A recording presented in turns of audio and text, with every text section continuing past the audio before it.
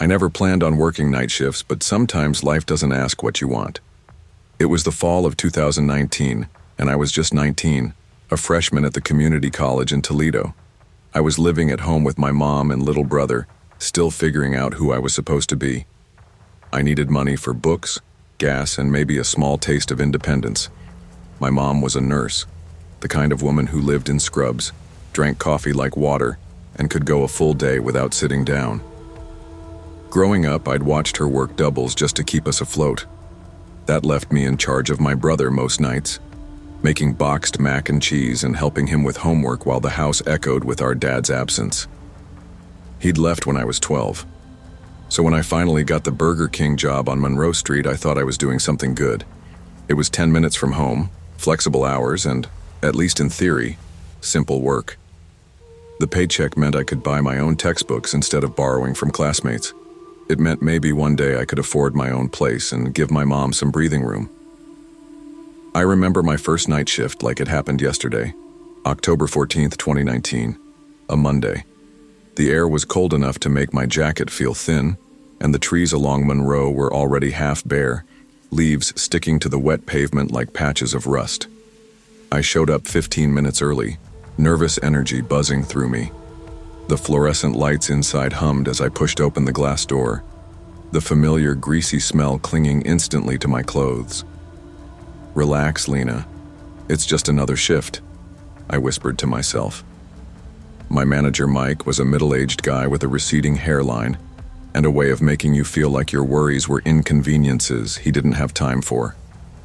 He gave me the usual rundown: clean tables, refill the ketchup dispensers, keep the lobby looking decent until close.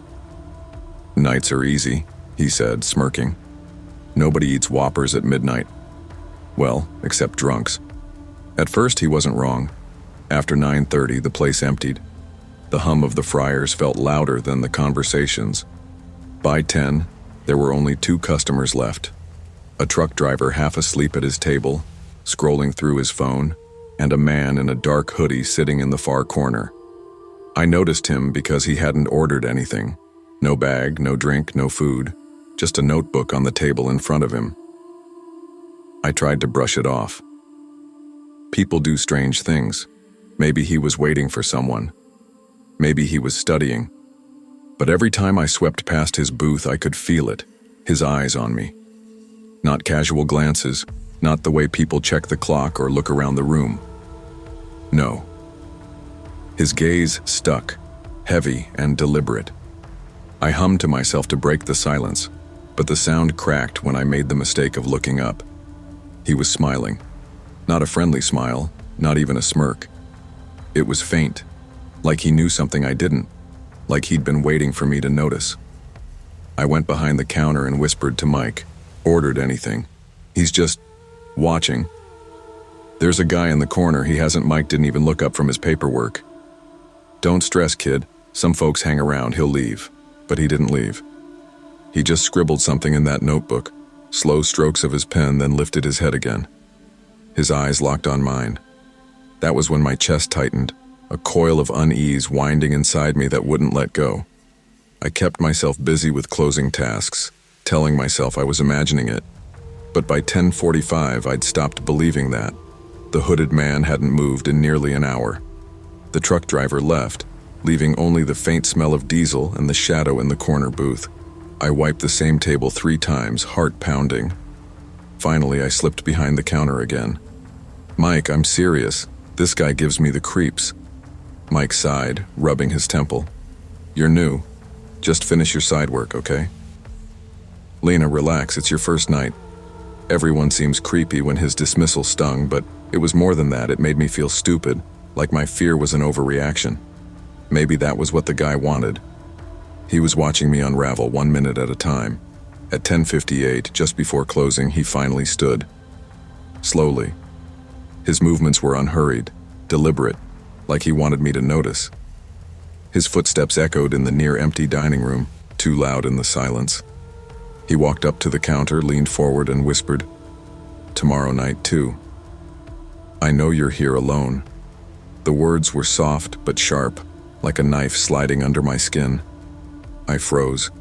gripping the register until my knuckles whitened. I forced a nervous laugh. "You haven't even ordered."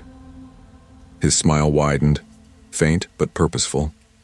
Then he turned and walked out, leaving the glass door swinging behind him. I stared after him, heart thundering, until the sound of the fryer timer snapped me back. I told myself I'd imagined it, but I knew better. He had memorized my schedule. When closing time came, I asked Mike to walk me out. He chuckled. "It's just a weirdo. You'll be fine." "Don't be dramatic, Lena." So I stepped into the dark alone. The parking lot smelled like grease and wet leaves. That was when I saw him again, leaning against my car. His hood was down now, pale skin glowing under the streetlight, eyes wide and unblinking. My breath caught. My keys trembled in my hand. I spun and pounded on the glass doors. Mike looked up, annoyed, until he saw what I saw. His face drained of color. The man walked slowly toward the window, lifted his hand and pressed it flat against the glass. Like he was marking it. Like he wanted me to know this wasn't over. The police came 20 minutes later. By then he was gone. The next morning I told myself I wasn't going back. But money has a way of silencing fear. Rent, textbooks, gas, it all whispered louder than my instincts. I convinced myself it had been a one-off encounter. Creepy, sure. Dangerous, maybe not. But when I clocked in that night, the emptiness of the lobby felt heavier. Every creak of the building made me flinch. I kept expecting him to walk through the door, notebook in hand. Mike pretended nothing had happened. Police didn't find anything, just get through your shift. But the truth is, I never really got through any shift after that. I endured them.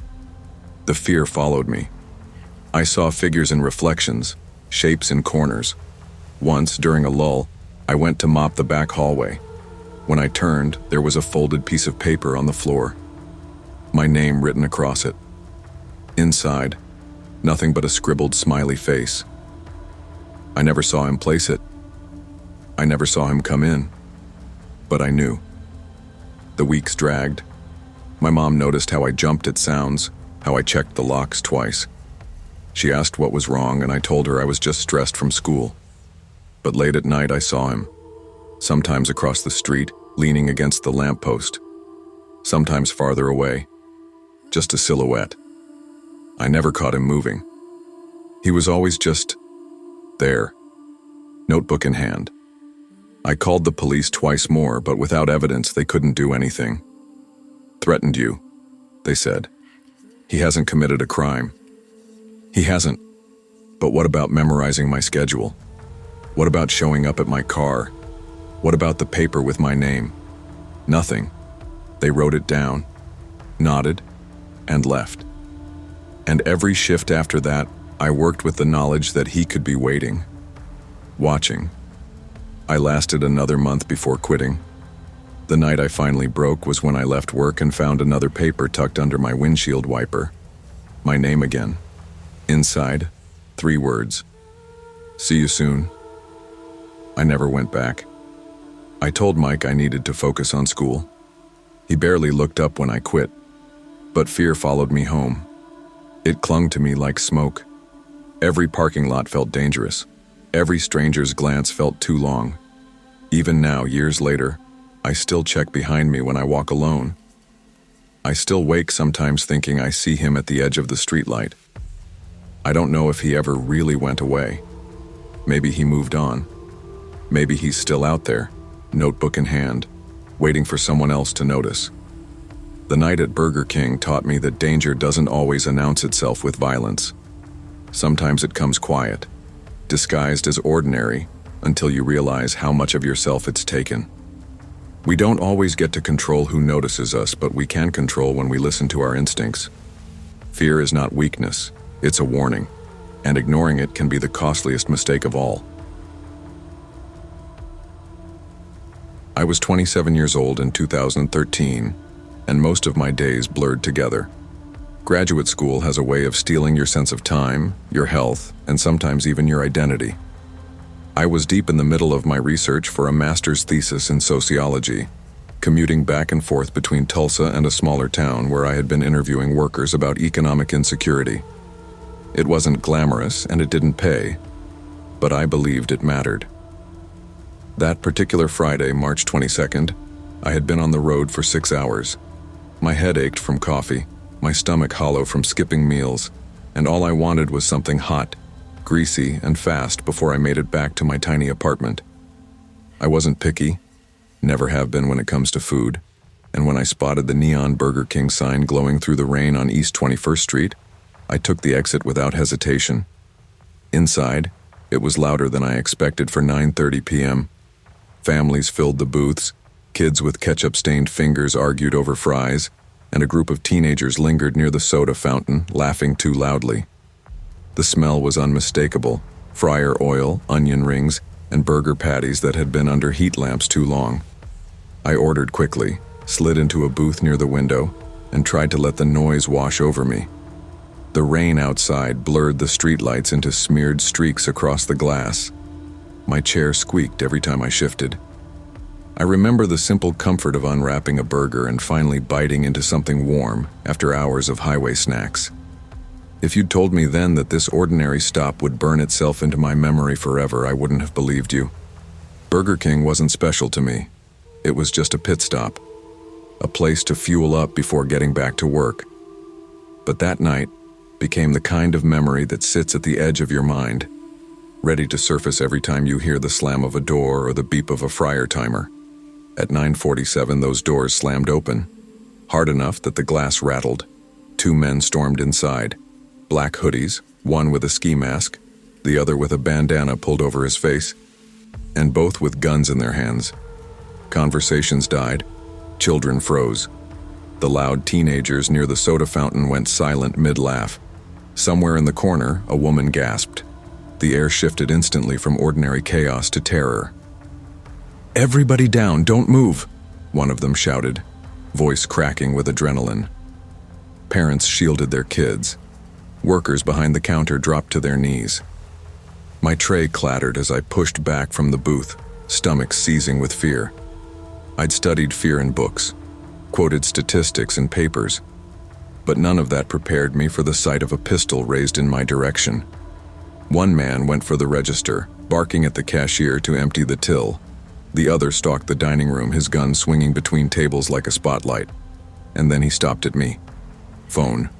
Wallet. Now.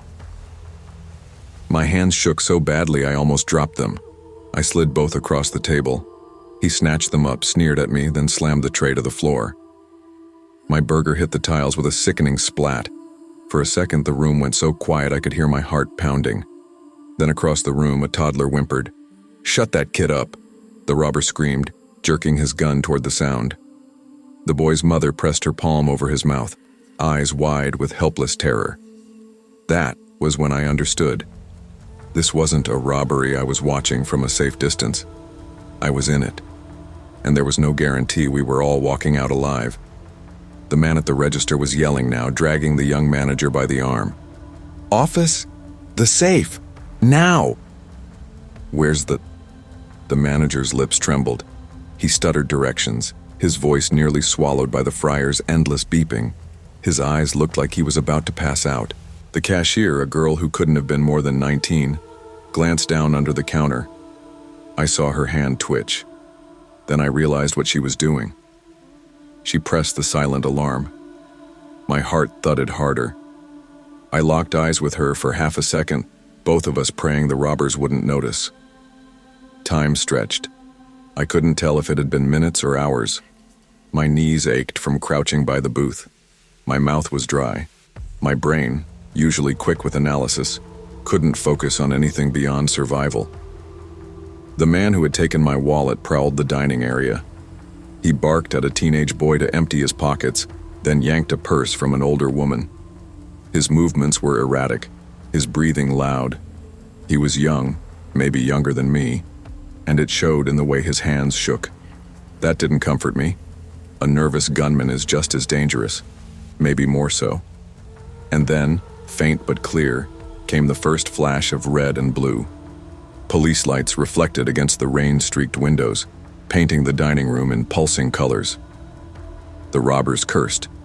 The one at the register shoved the manager back. He screamed, "Back off or people die. We're not going down." He pointed his gun toward the booths, toward us. I pulled tighter into myself, trying to make my 6-foot frame smaller. Families huddled together, whispering frantic prayers. Children sobbed into their parents' arms. The minutes crawled. Outside, I could hear muffled shouts, the police negotiating through bullhorns. Inside, the fryer kept beeping. The smell of burnt fries hung in the air, absurd in its ordinariness. "Get the safe money," one robber shouted again, desperation sharpening his voice. "No time," the other snapped, pacing like a caged animal. His eyes darted everywhere. I thought he might start shooting just from panic. And then the shouting grew louder from outside. Orders. Demands. The robbers froze, exchanging frantic glances. The younger one muttered, "We're trapped." I knew then that whatever happened next would decide whether I made it home that night. The negotiation began, though it wasn't really a negotiation. It was screaming through the glass doors, demands for a car, threats to shoot hostages. The police tried to calm them, their voices steady, professional. I stayed crouched, muscles cramping, watching the gunman's every move. My throat was so tight I could barely breathe. The robbers ordered everyone away from the windows. A father tried to shield his daughter as they were herded farther back. The youngest kids cried openly now, and every sound made the men twitch. I kept thinking of my own family. My mom back in Oklahoma City, probably watching TV, unaware that her son was lying on a sticky Burger King floor with a gun pointed near his head. The taller robber kept pacing. At one point, he aimed his gun at me again, like he remembered I was the guy who had looked him straight in the eye earlier. "Don't even think about being a hero," he hissed. I didn't say a word. The cops tried another tactic, promising leniency, promising no one would get hurt if they surrendered. The robbers laughed bitterly, one of them shouting back, "You think we're stupid? We know how this ends." Every second stretched. I thought of all the papers I hadn't finished, all the small things I'd taken for granted. Cheap meals, late-night drives, even boring lectures. Strange what your brain clings to when you don't know if you'll live. After nearly 20 minutes, the men made their decision. They weren't surrendering. They shoved the manager toward the door, guns raised, demanding the police back away. The manager stumbled, crying, but the cops held their line. Negotiators shouted. Commands echoed. For a moment, I thought bullets would fly. Instead, the robbers shoved him aside, fired one warning shot into the ceiling, and bolted out the doors into the rain. The sound of that gunshot cracked my bones. My ears rang. Chaos erupted. Police swarmed inside seconds later, rifles raised, ordering us to stay down until the building was secure. Some people screamed, others sobbed in relief. I just sat frozen, staring at the hole in the ceiling where the bullet had lodged. It was over, but the silence that followed was heavier than the shouting had been. Tables overturned, food smeared across the floor, wallets and phones scattered. It looked like a battlefield of half-eaten fries and broken trust. I retrieved my things from the police later, my wallet lighter by the cash, my phone cracked, but those were just objects. What stuck with me was the helplessness. The feeling of sitting there, powerless, waiting for someone else's decision to dictate whether I lived or died. I didn't go back to Burger King for a long time. Not that one. Not any of them. For weeks, every time I entered a restaurant, my chest tightened. I caught myself scanning doors, counting exits, watching strangers' hands. The smell of fryer oil turned my stomach. Even the sound of a door slamming too hard made my pulse spike. I told myself I was fine. I kept working on my thesis, kept grading papers for undergraduates. But every time I sat in a fast food booth, I remembered the toddler crying, the gun swinging between us, the words, phone, wallet, now. Trauma doesn't vanish. It lingers, weaving itself into the ordinary.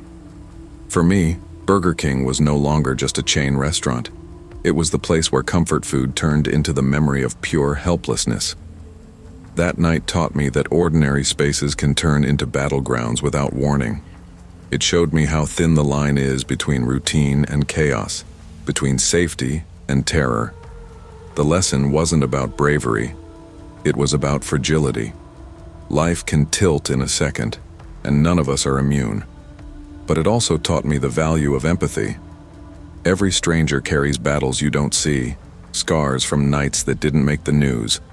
So when you meet someone's silence or their guardedness, remember, they might be carrying their own Burger King night and they're just trying to keep moving forward. I used to think of Sundays as a kind of salvation. They weren't glamorous, but they were ours. Since the divorce 2 years ago, it had been just me and my 2 kids, Eli, who was 8, and Maya, who had just turned 6. I worked weekdays at a dentist's office in Reno, answering phones, scheduling appointments, and doing my best not to let the stress show. The money barely stretched, but I made it work. Groceries, gas, soccer cleats that always seemed to wear out too fast, art supplies that Maya swore she needed because the cheap ones didn't feel right. I carried guilt the way some people carry keys in their pocket, always there, always heavy. But Sundays had their place. No matter what else happened, no matter how chaotic the week had been, I tried to carve out something for them. That usually meant Burger King. Silly, maybe. But for Eli and Maya, a Whopper Jr. and a kid's meal felt like a treat. For me, it was a night off from cooking. More than that, it was routine, something steady in a life that had felt unstable since the divorce. That particular Sunday, November 6th, 2016, had been especially exhausting. I had woken early to fold laundry before driving Maya to art class, then doubled back to catch Eli's soccer game. He scored his first goal, and his grin carried me through grocery shopping, through picking up dry cleaning, through the nagging thought that the rent was due in just over a week. By 6 in the evening, the drizzle had started, cold and heavy. The streets shimmered under the streetlights, and I felt drained enough that the thought of cooking was laughable. So at 6:45, I pulled into the Burger King on South Virginia Street. I remember the relief of seeing the parking lot half empty, how I muttered to myself, quick dinner, then bedtime. In the back seat, Eli and Maya bickered about who got to hold the new soccer ball. Their voices blended with the sound of the windshield wipers, and I smiled despite myself. Inside, the fluorescent lights buzzed overhead, and the air was thick with the smell of fries. A few people were scattered in booths. An elderly couple sat shoulder to shoulder over a milkshake. A teenager hunched over his phone near the window. And then there was a man in the far corner. He had no tray, no drink, no phone. Just a small black backpack at his feet and his eyes on us. I noticed him the way you notice a spider in the room.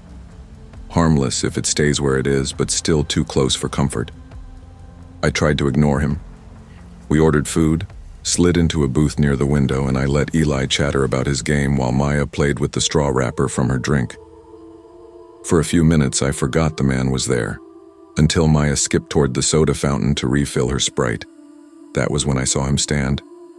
Slowly, deliberately, he followed her, just a few steps behind. She came back pale, her small hands trembling as she set her cup down. She leaned into me and whispered. He said, "Don't trust your mom."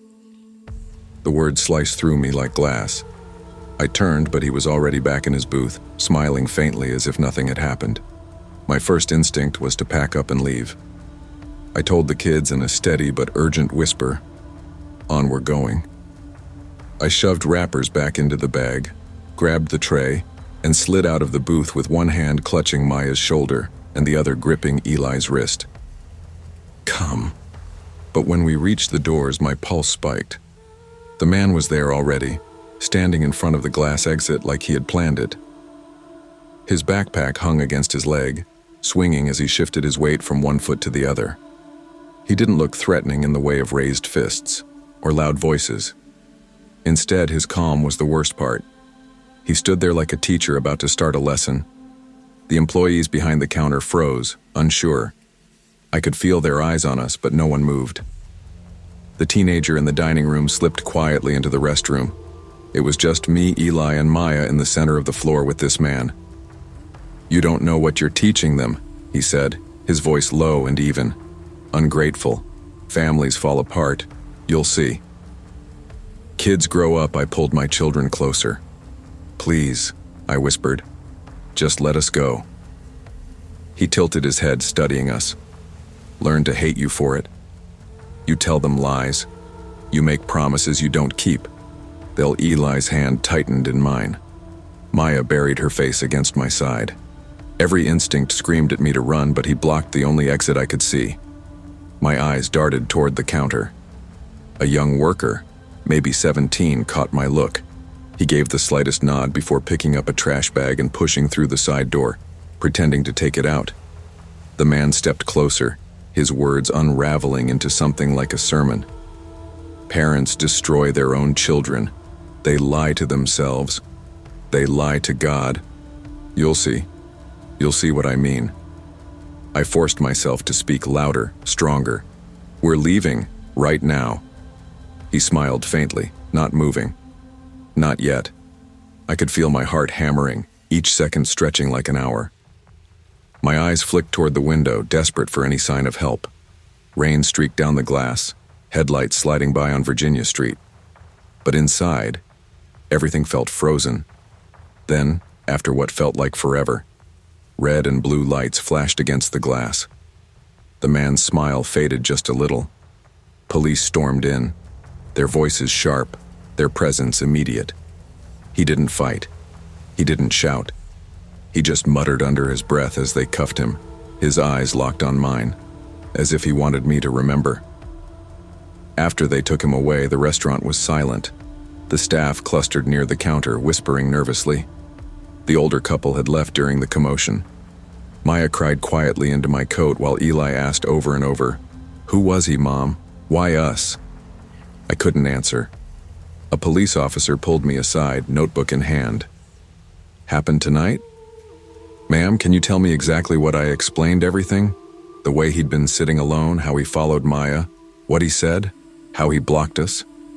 My voice shook, but I forced myself through every detail. The officer nodded, his pen scratching across the paper. "Did he ever touch you or your children?" "No," I said quickly. "Leave." "But he scared us. He said things to my daughter. He wouldn't let us." "That's enough," the officer replied, his tone firm. "You did the right thing staying calm. The employee who slipped out called us immediately. We've dealt with this man before. He's unstable. No weapons found on him tonight, but we'll be filing charges." I shivered at that word, unstable. It was too clean for the way his eyes had bored into me, for the way he'd spoken like he knew me. We left our food untouched. I buckled the kids into the car, their faces pale in the glow of the dashboard lights. The drive home was quiet, except for the rain against the windshield. That night I sat awake long after they'd fallen asleep. I kept replaying his words. "Don't trust your mom." Why me? Why them? Was it random, or had he followed us? The next morning, Eli asked, "Mom, are we still going to Burger King on Sundays?" I hesitated. My throat tightened. "Not for a while," I said softly. The weeks that followed were heavy with unease. Every time we drove past the Burger King on South Virginia Street, Eli would ask, "Is he still there?" I never answered directly. Instead, I told them not to worry, that we were safe, that the police had taken him away. But inside, I didn't feel safe. At night, I checked the locks twice. I peeked through the blinds if a car slowed outside. I jumped when the phone rang from an unknown number. I knew he was in custody, at least for a while, but the memory of his eyes, steady and calm, gnawed at me. At work, I caught myself zoning out, hearing his voice. Parents destroy their own children. I wondered if he had once been a father himself. Had he lost his family? Was that why he had fixated on mine? I didn't tell the kids any of this. I just hugged them tighter, stayed closer, became sharper with warnings. "Don't talk to strangers, stay where I can see you. Don't go anywhere alone." My fear made me stricter, and they noticed. One night, Maya crawled into my bed. "Mom, she whispered. Was he right? I turned to her, heartbreaking. About what, baby? About not trusting you. Tears stung my eyes. I pulled her close. No, sweetheart. You can always trust me. Always. She nodded sleepily, but I lay awake long after she drifted off, shaken that his words had reached her that deeply. Months passed before life felt steady again. I stopped driving past that Burger King. We found new traditions.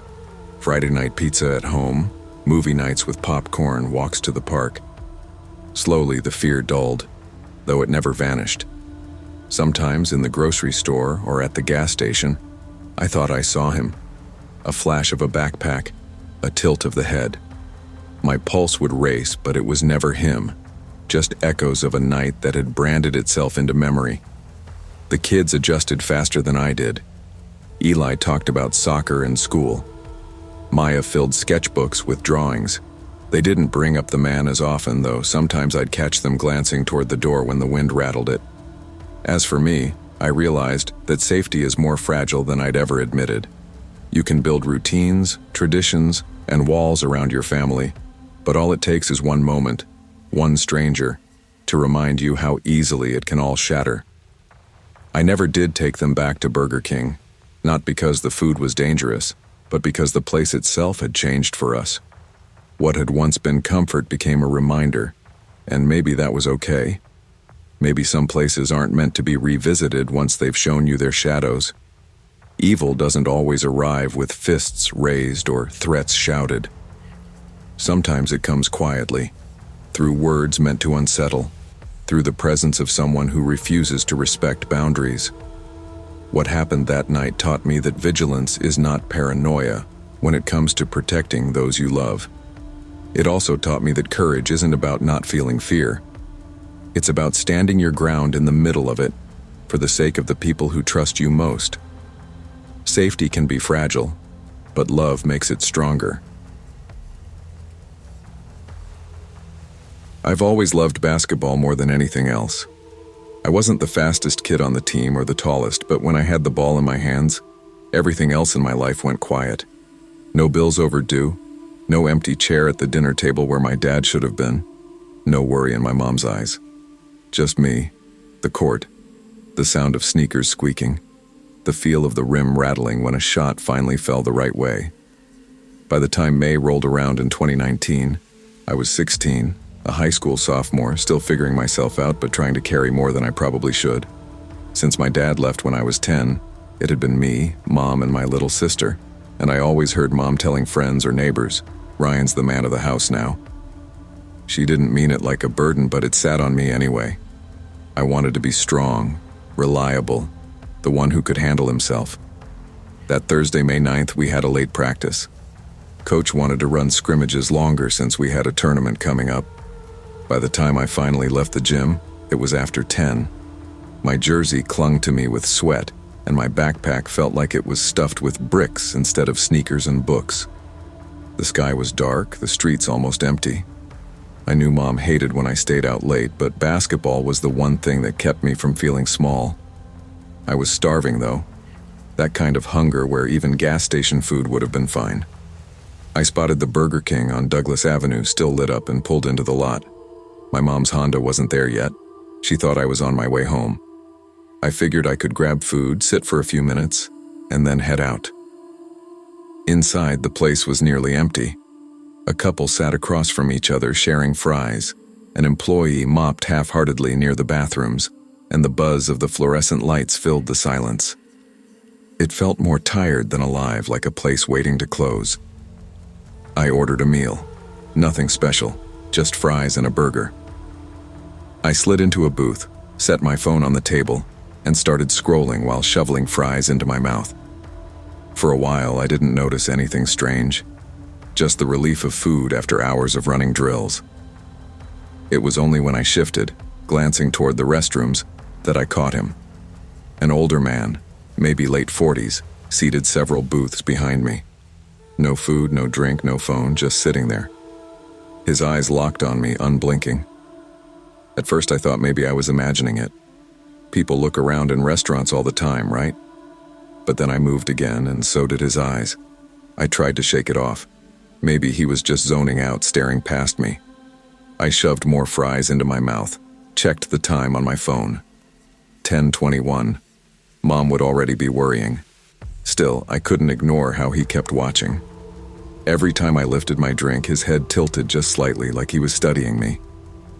I told myself to stop being paranoid. But the more I noticed, the harder it was to look away. When I stood up to throw my trash away, I heard it. Footsteps behind me, just a half beat too close. I dropped the wrapper into the bin, grabbed my cup, and turned toward the soda fountain. The man's shadow moved with mine. I filled my drink quickly and slid back into my booth. To my shock, he followed me and sat down across from me without asking. My chest tightened. "Late night for a kid, isn't it?" he said, his voice low and calm. His eyes flicked toward my jersey, then to my backpack. "Where do you live?" I stiffened, trying to force a smile. "Just nearby," I muttered. My fingers tapped nervously on the screen of my phone, pulling up my messages. "Parents home?" he asked, leaning closer. "Or are you alone?" Every hair on my arm stood up. My thumbs moved under the table, texting Mom, "Pick me up now, please hurry." He reached across casually, plucking one of my fries like it was nothing. He chewed slowly, smiling in a way that made my skin crawl. "You shouldn't trust strangers so easily. Some people aren't as nice as me." I wanted to say something tough, something that would make him back off, but my throat locked. My backpack pressed against my leg, but it felt useless, like I was stuck in place. His body blocked the aisle. I thought about running, but my legs wouldn't move. My phone buzzed. Mom's reply. "On my way." Relief surged, but I didn't dare show it. He leaned closer again, voice dropping, pretending to be a man. "You think you're grown, don't you? You're just a kid." The minutes stretched like hours. I stared at the table, pretending to scroll, heart pounding so loud I was sure he could hear it. The couple in the corner had left. The employee had vanished into the back. It was just me and him in the dining room. When headlights swept across the window, I nearly jumped. A silver Honda pulled in, and I recognized it instantly. Mom. Her door slammed. She didn't waste a second. She stormed inside, eyes locking on me and the man. "Ryan, let's go." Her voice was sharp, all business. I pushed up fast, but the man leaned closer, whispering something in my ear I'll never repeat. The sound of it froze me like ice water in my veins. Mom grabbed my arm, pulling me away. "Is there a problem here?" she snapped, glaring at him. He just laughed, a low, rasping sound that made my stomach twist. Then he slid out of the booth, turned toward the back exit, and walked calmly into the night. Mom tugged me toward the car, her grip like steel. "What did he say to you?" I shook my head. "Nothing. Just, let's go." But it wasn't nothing. It was something I couldn't shake, something that dug under my skin. For days after, I barely slept. Every time I closed my eyes, I saw his face leaning in, that smile, those words. I didn't tell Mom. I couldn't. She already carried enough on her shoulders, working double shifts, worrying about bills. She didn't need to know what he whispered, the way it made me feel like he knew me, like he had already decided something about me. At school, I told my friends I just didn't want fast food anymore, that I was focusing on being healthier for basketball. The truth was, I couldn't step into a Burger King without my stomach nodding. The smell of fries, the hum of fluorescent lights, it all brought me back. Coach noticed I seemed distracted. "You okay, Miller?" he asked one afternoon. "Yeah, just tired," I lied. But inside I kept hearing that voice. "You're just a kid pretending to be a man." Maybe he was right. I wanted to be strong, to protect my mom and sister, to hold everything together. But in that booth, I wasn't strong. I was frozen, afraid. Weeks passed before the nightmares eased, but they never went away completely. Sometimes I'd be walking home from practice and swear I saw him across the street, standing still, watching. I'd blink, and he'd be gone. Maybe it was just my imagination, but the fear felt real every time. Mom stopped asking about that night after I shut down a few times. She knew I was hiding something, but she let it go. Maybe she thought I'd talk when I was ready. Maybe she didn't want the answer. I threw myself into basketball harder than ever. Every sprint, every drill, every game was a way to prove to myself I wasn't weak. But deep down, I knew one thing had changed forever. Burger King wasn't just a restaurant anymore. It was the place where I learned how quickly normal could shatter, how one night could leave a mark you never scrub away. Even now, years later, I've never gone back.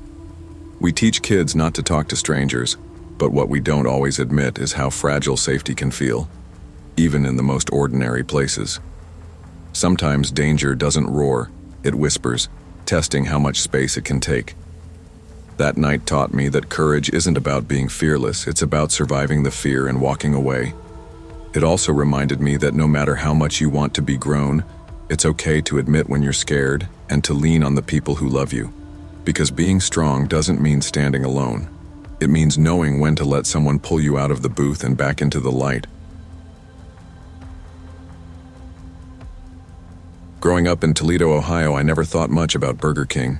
To me, it was just another fast food spot along Douglas Road, the kind of place you hit when you and your buddies were too broke or too impatient for anything else. We were 16, restless, and always looking for somewhere to be, even if it was just sitting in a booth scarfing down fries we couldn't really afford.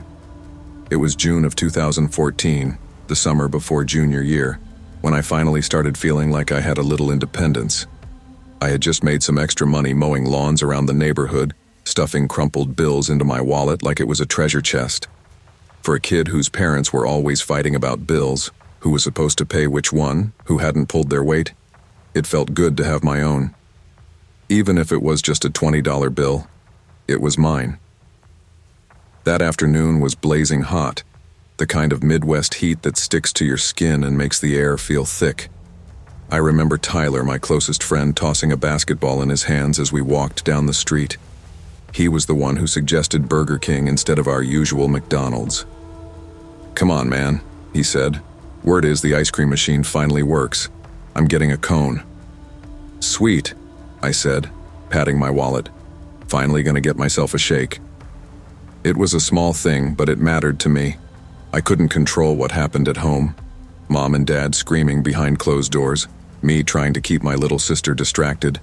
But I could control this. I could sit with my friends, eat what I wanted, laugh for a while, and pretend life wasn't so heavy. So there we were. Me, Tyler, Preston, Joshua, and Ethan, sweaty and loud from basketball, pushing each other around and cracking jokes as we headed inside. The place was weirdly quiet for 3:30 in the afternoon. A couple sat close together at one booth whispering. An older man in a gray jacket read a newspaper at another. And then there was us, rowdy kids filling the space with our noise as if we owned it. We ordered, got our food, and slid into a booth. I unwrapped my burger and slurped down that chocolate shake like it was gold. The relief of something cold against the heat felt perfect. I remember thinking that maybe, for once, everything was good. That's when I noticed him. He came from the corner of the dining room, tall and lanky, with long brown hair tied back into a greasy ponytail. His khakis were wrinkled, his sneakers stained, and he wore a faded red Burger King polo. No name tag, just the faint outline of a stitched name above the pocket. Billy. "Hey," he said flatly, standing at our table. "Playground. You kids need to quiet down. This isn't your..." We froze for a second. Then Preston, the group clown, snorted, pointed at the stitched letters. "Oh man, Billy Burger King. Your name's what, Billy?" The table erupted in laughter. Everyone but me. My stomach sank the second I saw Billy's eyes. There was no humor there, just something sharp, something watching too closely. His jaw tightened. "Have you all thrown out? You think that's funny?" His voice dropped lower, steadier. "Keep it up and I'll..." We went quiet, at least on the outside. But I couldn't stop thinking. Who was this guy? And why did he look at us like that? We tried to laugh it off, but something about him clung to me. He lingered just long enough to make sure we noticed his anger, then turned and walked toward the counter. I expected someone from behind the register to react, to nod at him like he belonged. But no one did. The girl at the register kept punching buttons on the screen. The guy at the fryer kept moving baskets in and out of the oil. It was like they didn't even see him. "Dude," Joshua whispered. "He's not even wearing a headset. He doesn't work here." Preston grinned, still trying to keep the joke alive. "Yeah, he's like the Burger King ghost employee. Boo." He wiggled his fingers in the air, making Ethan crack up. But I wasn't laughing. I kept staring at Billy. He didn't order anything. He didn't even stand in line. He just hovered near the counter, shifting his weight from foot to foot, staring at the menu like he'd memorized it years ago. His eyes would dart back toward us every few seconds, sharp and darting like he was sizing us up. I leaned closer to Tyler. "Man, we should go." Tyler shrugged. "He's just some weirdo. Chill." We finished our food faster than usual, our laughter dimmer, our eyes shifting toward Billy every time he moved.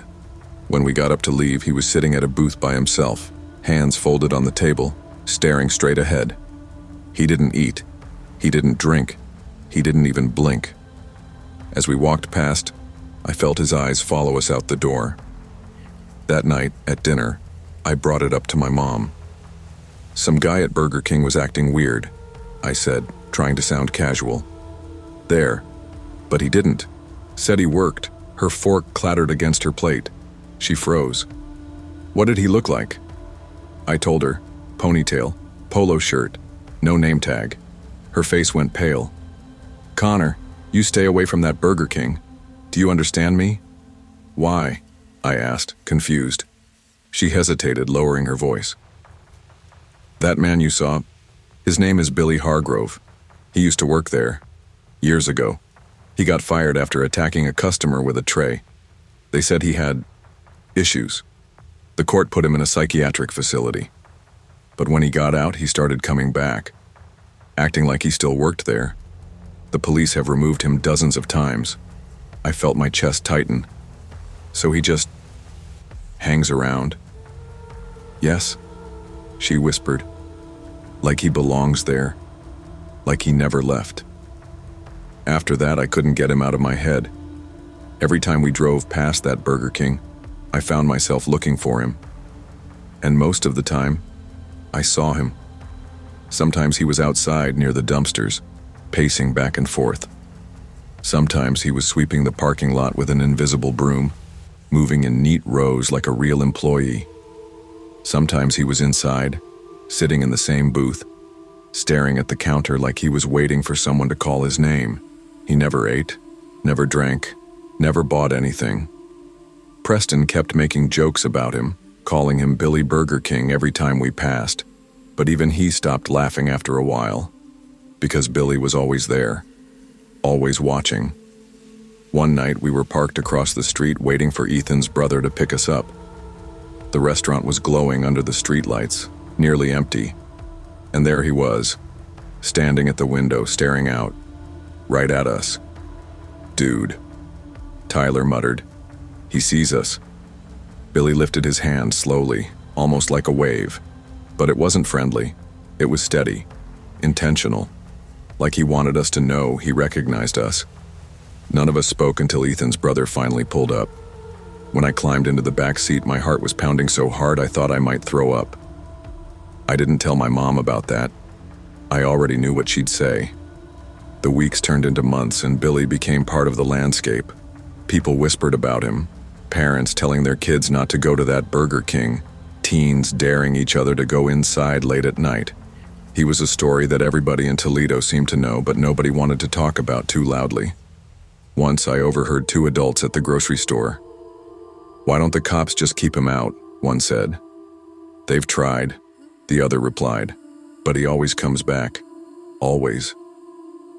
The way they said it sent a chill down my spine. For me, Burger King stopped being just a fast food place. It was a reminder that danger didn't always come with flashing lights or warnings. Sometimes it sat quietly in the corner booth waiting. I avoided going back inside, but sometimes my friends dragged me along anyway. And every time he was there. Once he even stood near the counter, pretending to wipe it down with an invisible rag, muttering to himself. Tyler tried to act tough. Man, he's harmless, just crazy.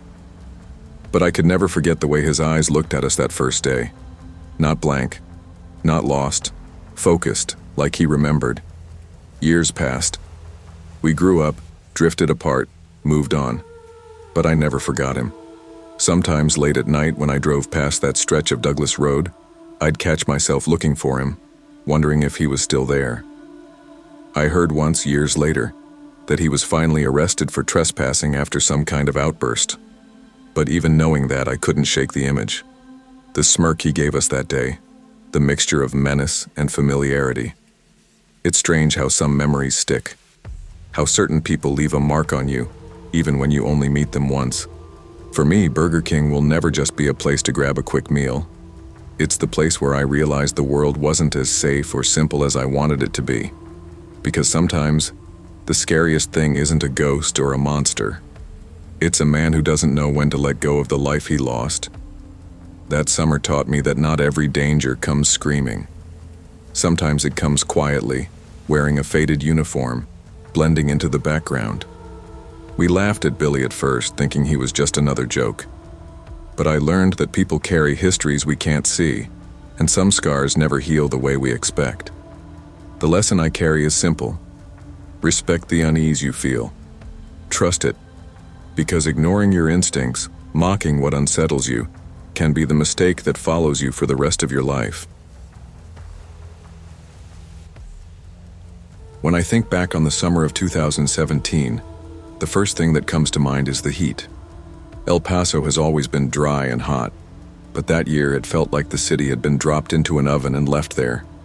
Even at night, the air pressed down, heavy and still. I was 19, working my first full-time job, delivering pizzas in a beat-up Corolla that smelled like melted cheese no matter how much I cleaned it. It wasn't glamorous, but it paid enough to help Dad with bills. Dad had lost his job at a construction company earlier that spring. He was a proud man, too proud to admit how much it hurt him to stay home all day, filling out applications and waiting for callbacks that rarely came. I knew the strain was getting to him. The fridge was lighter, the bills piled higher, and even though he told me not to worry, I could see it in his face. He hated needing me. College was still in my head, somewhere in the distance. I wanted to study automotive design, sketch cars that didn't exist yet, build machines that were more than just transportation. But those dreams had to wait. Rent and groceries came first. Every evening, I clocked in at the pizza shop, threw on my visor and hit the streets until past midnight, weaving through neighborhoods and apartment complexes, trying to stretch smiles for tips that barely covered gas. By the time my shift ended, I was usually wired, sweaty, and too tired to head straight home. That's when Burger King became my place. The one on Dyer Street had this odd comfort.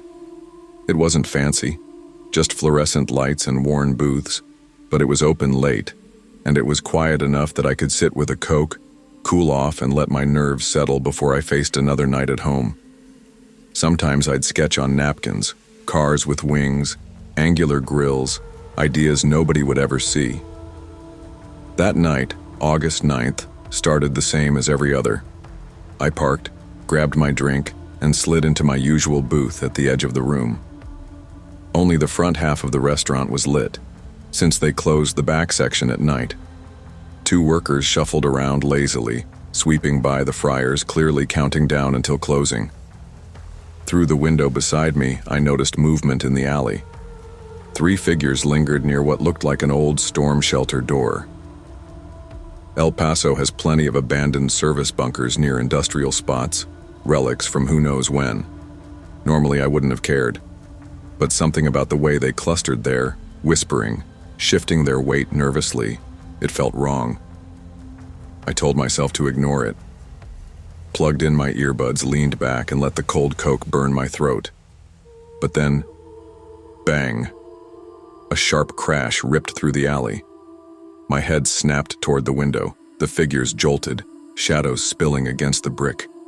Muffled shouts carried through the glass, harsh and quick. I glanced at the employees. Nothing. Neither of them even looked up. For a moment I wondered if I'd imagined it. But my gut told me different. And before I could talk myself out of it, I was pushing open the side door, stepping into the sticky night air, and walking toward the alley. The alley smelled like rot and burnt oil. A street lamp buzzed overhead, flickering, barely throwing enough light to reach the end where the shelter door stood. It was heavy metal, paint peeling, hanging slightly ajar. The 3 men I'd seen earlier were gone. Every instinct screamed at me to turn around, go back inside, mind my own business. But curiosity has always been my weakness. I edged closer, spotting faint light flickering inside. A glow, uneven, like a candle or a dying bulb. Just a look, I muttered. Then I leave. I pushed the door wider. The air that met me was stale, thick with smoke, sweat, and something sour that made my stomach turn. The bunker was wider than I expected, a concrete room scarred with graffiti, the floor littered with empty beer bottles and fast food wrappers. At first it looked abandoned. Then I noticed the duffel bag shoved against the wall. Not old, not dusty, recently used. And then came the voice. "Lost, kid?" I spun. A man stepped out of the shadows, tall and gaunt. His skin stretched thin over sharp bones. Tattoos crawled up his neck, disappearing under a torn tank top. His eyes were glassy, his movements twitchy, the way someone looks after a long run with drugs. Behind him, another man sat slouched on a crate, a broken pool cue in his hands, tapping it against the floor with steady rhythm. Thunk, thunk, thunk.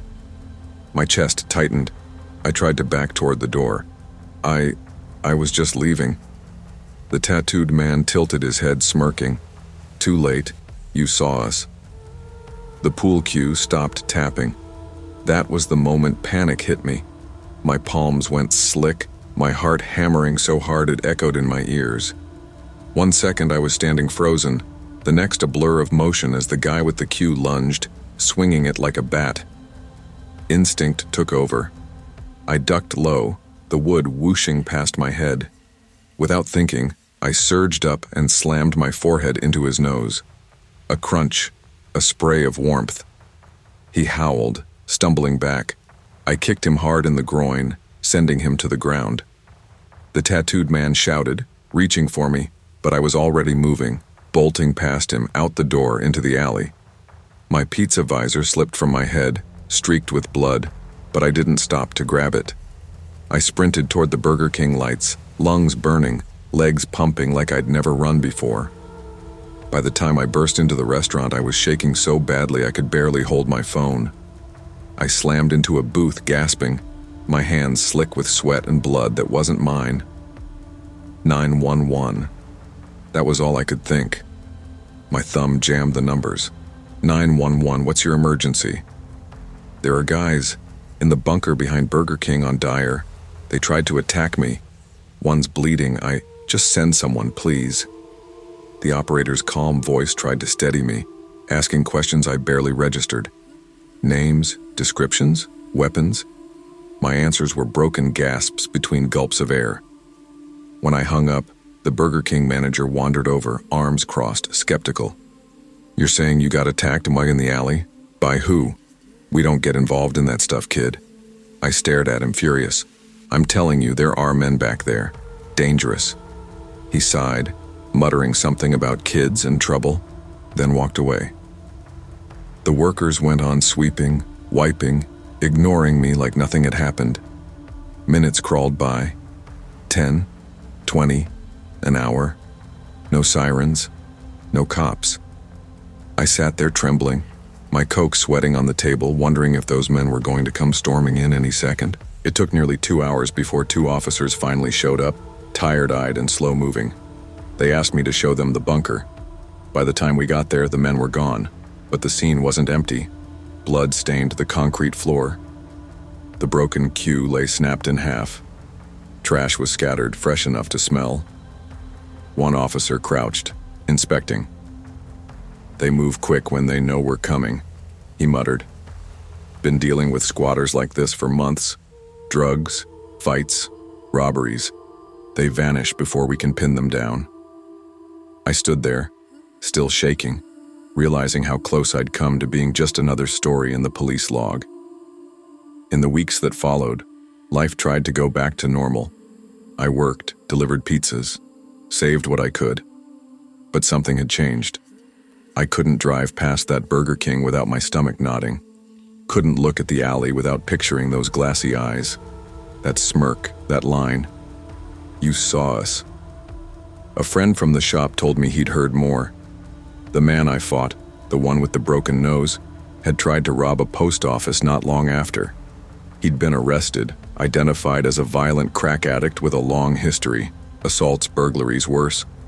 But what really got me wasn't the man himself. It was what the officers found later. One night, sitting in the break room, I overheard two of them talking when they came in for pizza.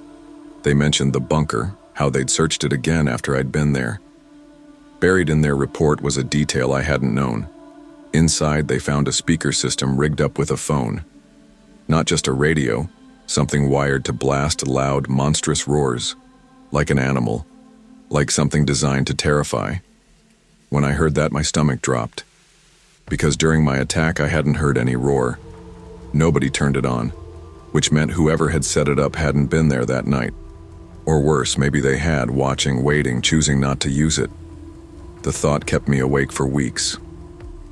I'm older now, but I can't shake that night. Sometimes when I close my eyes, I hear the thunk of the pool cue on concrete, feel the hot air of the alley, taste the metallic tang of blood in my mouth after that headbutt. But what haunts me most isn't the fight. It's the silence. The 2 hours I sat in Burger King, waiting, knowing those men were out there, maybe watching, maybe plotting their next move while the rest of the world kept on eating fries and mopping floors. El Paso is full of alleys people don't look at, corners of the city where the heat hides more than just stray dogs and dust. I learned that firsthand, and I know that out there, behind some door, some shadow, people like that are still waiting. Every time I drive past that Burger King on Dyer, I glance toward the alley, and every time I remember his words sharp as broken glass. You saw us, and I wonder if that was a threat or a promise. I never thought much about storms before my father died. He used to love them. When I was little, he'd take me out on the porch whenever thunder cracked over Charleston, and we'd sit together just watching the lightning scatter across the sky. He'd say storms cleared the air, made the world fresh again. After he passed away suddenly in 2017, storms started to feel different. Instead of cleansing, they felt heavy, like they pressed down on me until I couldn't breathe. On June 4th, 2019, another one rolled in. By the time I finished my client meetings downtown and started heading toward King Street, the clouds were boiling above, and thunder grumbled like a warning. Normally, I would have gone straight home to my mother and my younger brother, Matthew. But that evening, I had time to kill before picking him up from his night class. So I ducked into the little diner I always went to when I needed to rest my brain. I'd been working myself too thin, design jobs piling up, bills always on the table, and Matthew's tuition constantly reminding me I was the only one keeping us afloat. Painting, my real passion, was pushed further back with each passing month. But I always carried my sketchbook, a worn leather-bound book with smudged pencil marks on the edges. It was my lifeline. That diner had seen me hunched over it more times than I could count. 2 weeks earlier, something happened there that I'd tried to bury. A man followed me out, asking strange questions about my drawings. I never told my mom or Matthew. I didn't want to worry them. I convinced myself it was nothing, just a man being odd. But as I slid into my booth that night, ordered coffee, and pulled out the sketchbook, the memory gnawed at me. The diner was quiet. Just an elderly couple in the corner and a man in a green raincoat sitting 2 booths behind. I didn't notice him at first. Not until I flipped to a sketch of my father drawn from memory and felt that prickle on the back of my neck. I looked up, and he was staring. Not politely, not in passing, watching. His hood was pulled low, droplets dripping from it. His coffee sat untouched. His eyes didn't shift when I caught him. Something in me tightened. I glanced back at my sketchbook, pretending it didn't matter. But every time I turned a page, I could feel him staring harder, like he was memorizing each drawing. A text buzzed on my phone. Matthew saying class had ended early. Relief rushed through me. I gathered my things, dropped cash on the table, and stood up. That's when he stood too. Same moment, same pace. I walked quickly into the rain, clutching my sketchbook like it might shield me. My umbrella bent under the wind. My car was a block away. The footsteps behind me splashed in rhythm with mine, steady, unhurried. I finally dared to look back, and he was there, across the street, hood shadowing his face, watching. By the time I fumbled into my car and locked the doors, my hands were shaking so badly I could barely grip the keys. But then a second set of headlights lit up behind me, a gray sedan pulling in close, boxing me in. The man in the raincoat didn't move closer. He just stood in the rain, staring, like he'd been waiting for this exact moment. I told myself not to panic. I'd always been the calm one, the rational one. But it's different when you're sitting alone in your car at night with a stranger outside your window and another car blocking your way out. My phone buzzed again, Matthew asking where I was. I wanted to tell him everything, but I couldn't. I just typed quickly, on my way. Stay inside the building. The sedan behind me idled, headlights glaring in my mirror. My instincts screamed to drive, but there was no room. The man in the raincoat leaned slightly, peering at me through the glass, water running down his hood. I couldn't see his full face, but I didn't need to. I remembered him from 2 weeks ago, the way he lingered too close, the way his voice carried when he asked about my drawings. I rolled down my window just an inch, enough to shout. "What do you want?" My voice cracked. He didn't answer. He just tilted his head like he was studying me. Then, as if on cue, the gray sedan's engine revved. A hand tapped against my driver's side window. His hand, fingers splayed, pressing against the glass. My heart pounded so loud I could barely think. I started the car, jerking the wheel toward the curb. If they boxed me in, I'd make my own way out. Tires screeched as I mounted the curb, scraping the undercarriage, then shot forward, rain spraying across the windshield. I didn't look back until I reached the intersection.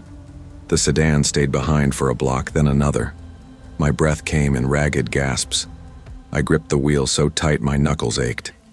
Finally, after I ran a red light, the sedan turned off. My chest collapsed in relief. But when I checked the rear view again, I saw him, the man in the raincoat, not running, just walking, in the middle of the street, watching as I disappeared. When I pulled up to the community college, Matthew was standing outside under the overhang. He waved, smiling like nothing was wrong. I forced myself to smile back, swallowing the terror, and unlocked the doors. "Sorry I'm late," I said. "You okay? You look pale." "I'm fine," I lied. "Just the storm." The truth sat like a stone in my throat. I didn't want him to worry. I told myself it was over. But deep down, I knew it wasn't. The following nights I couldn't sleep. Every sound outside made me sit up in bed, clutching my sketchbook to my chest like a child with a stuffed toy. My mother noticed. "You're working too hard again," she said, pouring coffee in the kitchen. "You need rest." She didn't know I kept checking the locks 3 times before bed. She didn't know I dreamed of a hooded figure standing in the rain. A week later, I drove past that diner again, trying to convince myself it was just coincidence, just paranoia. But when I glanced toward the parking lot, I froze. There was the gray sedan, parked in the corner, empty. I didn't stop. I drove straight on, heart racing, eyes fixed on the road. That night I told myself to finally tell someone. But when I sat with Matthew, he was laughing about a group project, carefree. My mom was tired from her shift at the clinic. The words wouldn't come. Instead, I pulled out my sketchbook. Page after page, I redrew his face. The shadows of his hood, the curve of his mouth. Each time the lines grew sharper, and each time I felt his stare returning. On June 20th, Matthew called me in a panic. "Ellie, can you come get me early? There's some guy hanging around outside the college. He's just standing there." I didn't ask for a description. I already knew. I drove like a madwoman, praying the whole way. When I pulled up, Matthew jumped into the car, his face pale. Across the street, half hidden in shadow, stood the man in the raincoat. "That's him," he said, pointing. "Did he say anything to you?" I asked. "No, just watched." I slammed the car into gear and sped off. Matthew was silent, gripping the seatbelt, and I realized I couldn't keep pretending. I told him everything: the diner, the sedan, the night he boxed me in. Matthew's jaw tightened. "We have to call the police." We did, but by the time officers checked the diner and the college, there was nothing. No sedan, no man in the raincoat. They told us he was probably a drifter, someone unstable but not necessarily dangerous. But I knew better. He wasn't drifting. He was waiting. The storm season dragged on. Every time I passed a window, I half expected to see him standing there. I stopped going to the diner altogether. I started parking closer to buildings, never walking alone. Then, one night in July, as I locked up the house, I heard it. A car idling outside. I peeked through the curtains, and there it was, the gray sedan, sitting at the curb, lights off, engine humming. I woke Matthew, and we called the police again. But by the time they arrived, the car was gone. The officers exchanged looks, telling us to keep our doors locked, to stay aware. That was it. I never saw the man in the raincoat up close again. Maybe he moved on. Maybe he got arrested. Maybe he was still out there watching someone else. But sometimes, when a storm rolls in and the rain beats against my windows, I feel that same weight pressing down. And I remember the way he stared, like he already knew me. Like my sketchbook wasn't just paper. It was a map straight into my life. I still carry it everywhere. But I don't sketch in diners anymore. And I never ever sit with my back to the door. Danger doesn't always come crashing in with noise and violence. Sometimes it waits quietly, testing your boundaries, daring you to ignore your instincts. I stayed silent too long, afraid of worrying the people I loved. But silence almost trapped me. If there's one thing I've learned, it's this. When something feels wrong, speak up. Tell someone. Don't wait until the storm is already at your window. I used to love late-night walks. Sacramento summers have this heaviness to them, the air sticky and thick. But when the sun finally sinks behind the skyline and the streets quiet just a little, there's a comfort in the hum of cars and the neon glow of bars and fast food joints. Back then, I was 25, living paycheck to paycheck, working long hours at a downtown office by day, and blowing off steam with my best friend Jessica on weekends. She was the kind of friend who always had a story, always laughed too loud, always made me feel braver than I really was. On Saturday, August 18th, 2018, we left a neighborhood pub around midnight. We weren't drunk, just buzzed enough to know driving wasn't smart. I'd lost a cousin to a drunk driver years earlier, and the idea of getting behind the wheel after drinks made me sick. So we walked. Jessica teased me for being paranoid, but she linked her arm through mine, steadying herself on the uneven sidewalk. We headed toward the Burger King on J Street, one of the only places still open. I'd been there dozens of times before. Cheap food, greasy comfort, familiar. I never thought twice about it. But that night would be the last time I ever set foot in that place. It was 12:25 when we pushed through the glass doors. The lights inside buzzed against the quiet outside, and the air smelled of fries and old mop water. A couple of college kids in hoodies sat hunched over their phones. Near the entrance, a man slouched in a booth. His hair was unkempt, his eyes half-lidded, a worn backpack sitting at his feet. I didn't give him much thought at first. I was too busy ordering food, 2 cheeseburgers, fries, sodas. I even joked that Burger King fries were better drunk food than pizza. Jessica laughed, tossing her hair over her shoulder. For a moment, everything felt easy. But when we carried our tray to a booth, I noticed the man watching. Not casual glances, not tired stares. Focused. Sharp. I told myself not to make a big deal of it. People watch other people all the time. But his eyes didn't move when mine did. He kept staring like he was waiting for something. My stomach tightened, but I smiled at Jessica, pretending not to notice. We'd barely taken our first bites when he stood and shuffled toward us. At first, I thought he was asking for money. His voice was low, hard to understand over the hum of the fryer. "Don't lie," he said suddenly. "People like you always have money. You just don't care about anyone else."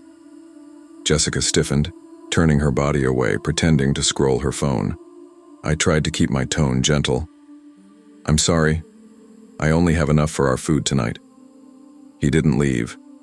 He stood over the booth, eyes drilling into mine. His words grew louder. "You're lying. People like you don't know what it's like. You sit there eating while I got nothing." The room felt smaller, the buzzing lights louder. I reached for the fries, sliding the carton across the table. "Here, you can have some." He snatched one, chewed slowly, then glared. "People like me? That's it? You think that makes up for ignoring?" Jessica leaned toward me, whispering. "Nat, let's just go." I reached into my wallet, pulling out a $10 bill. Shaky smile, hoping to end it. "Here, take this, okay?" I offered it but his face twisted, his voice rising. "I asked for 15. What, I'm not worth 5 more?" Other customers looked up. The college kids shifted nervously. Jessica's hand shook against her phone. "Please," she whispered to him. "We don't want trouble." That's when his tone changed. His voice dropped low, muttering things I can't forget. Crude threats, promises of what he'd do if he caught us outside. His eyes flicked toward the exit like he was already imagining it. My pulse thudded in my ears. I slipped my phone under the table and dialed 911, whispering into the receiver while Jessica tried to keep him distracted. I prayed he wouldn't notice. The dispatcher's voice was calm, asking questions I could barely answer. "Where are you? What does he look like? Is anyone hurt?" My throat was dry. I mumbled, "Burger King, J Street, man with a backpack," while my thumb shook against the phone. Jessica stood suddenly, grabbing my wrist. "Let's go."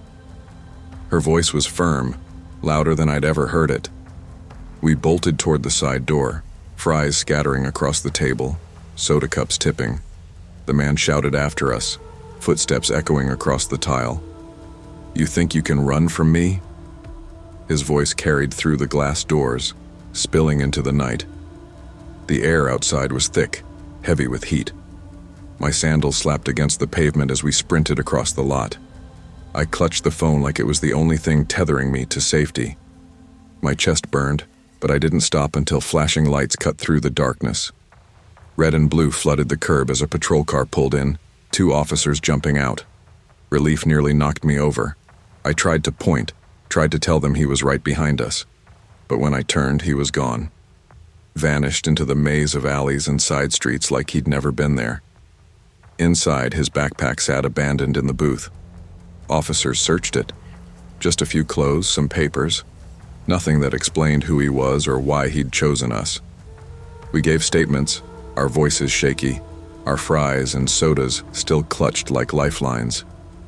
But when the police left, all I felt was exposed. For weeks, I couldn't eat in public without scanning every face in the room. Every time I saw someone with a backpack, my chest tightened and my hands started to sweat. Jessica stopped walking anywhere after dark. She started driving even short distances, locking the doors before the engine even turned over. People told us we were lucky nothing worse had happened, and maybe they were right. But luck didn't erase the memory of his stare or the way his voice crawled under my skin. One night I sat in my apartment with the TV flickering and my untouched dinner in front of me. I thought about my cousin, about how fragile safety is, how quickly it can be snatched away. That night in Burger King wasn't violent, not in the way police reports define violence, but it left a mark just the same. Jessica and I drifted a little after that, not because we weren't close, but because we didn't talk about it much. Talking made it real again. It's been years since that night, but I still remember it in fragments. The buzz of fluorescent lights, the smell of greasy fries, the sound of his footsteps echoing behind us. Sometimes I wonder what would have happened if the police hadn't pulled up when they did.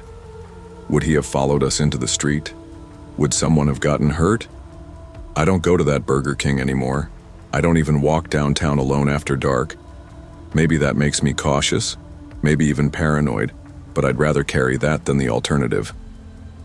I tell myself it was just one night, just one man. But in truth, it changed the way I move through the world. It taught me that fear can live in the most ordinary places, in a fast food booth under buzzing lights, with fries growing cold on the table. And once it finds you, it doesn't really leave.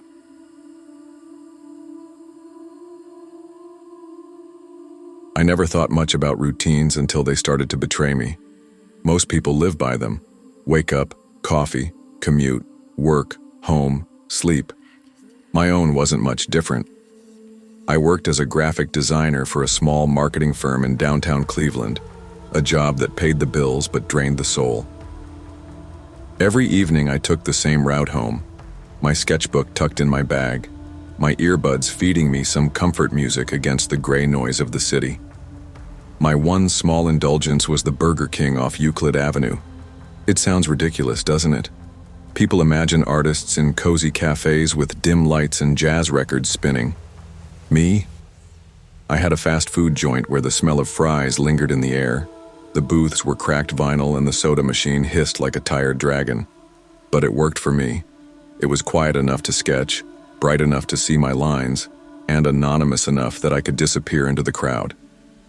That's where I first saw him, Daniel Hayes. At first, he blended into the scenery. Just another face, another customer trying to stretch a dollar meal.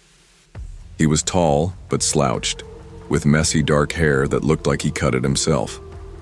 I thought nothing of it. People came and went, but after a few weeks I noticed he wasn't coming and going. He was staying. Same corner table, same late night hours, same watchful eyes. The first time our eyes met, he smiled politely, a small acknowledgement between strangers. The second time, he held the door open as I walked in.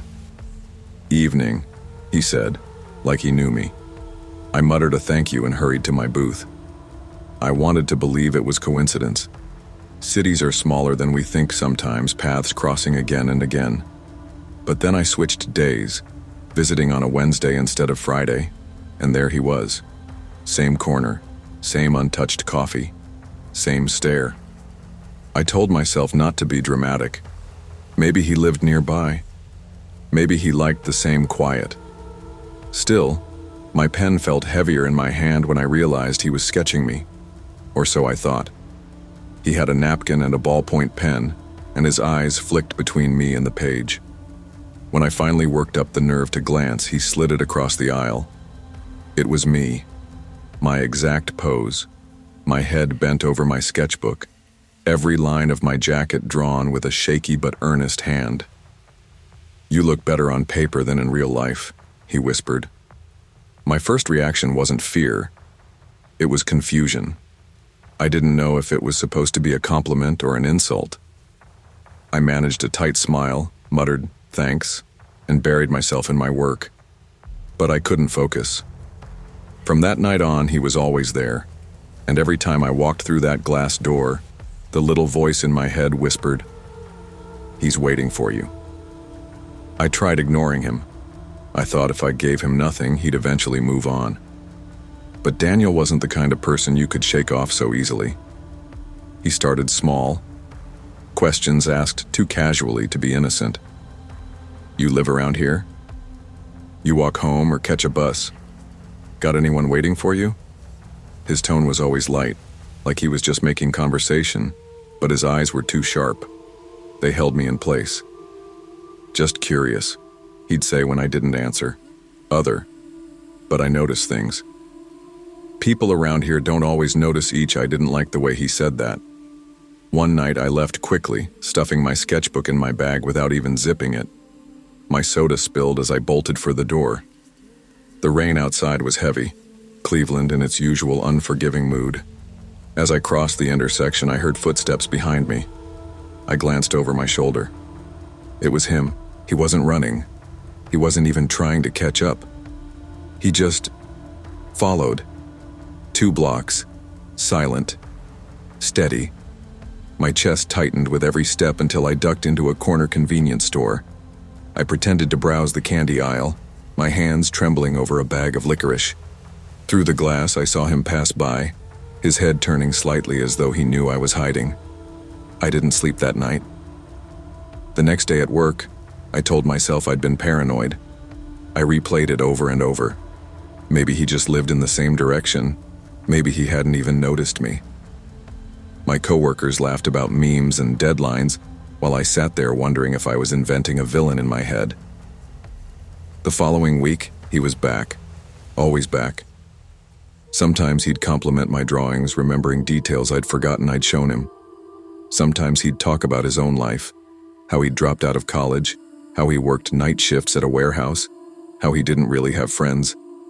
There was a sadness to him, a need, and against my better judgment, I sometimes felt bad for him. People don't really see me, he told me one night, but you do. I wanted to say no, I don't. I wanted to tell him I'd rather be invisible to him. Instead, I just nodded and went back to my sketching, my stomach tight with knots. It wasn't fear every time. That's the worst part. Sometimes I caught myself wondering if he actually did care about me in some strange, warped way, and that thought scared me more than anything else. It all came to a head one Friday night when I brought my best friend, Claire. I needed proof I wasn't losing my mind. We slid into my usual booth. I tried to sketch like nothing was wrong, but there he was, across the room, his tray untouched, his eyes locked on me. Claire leaned in, whispering, "Looks like you've got a secret admirer."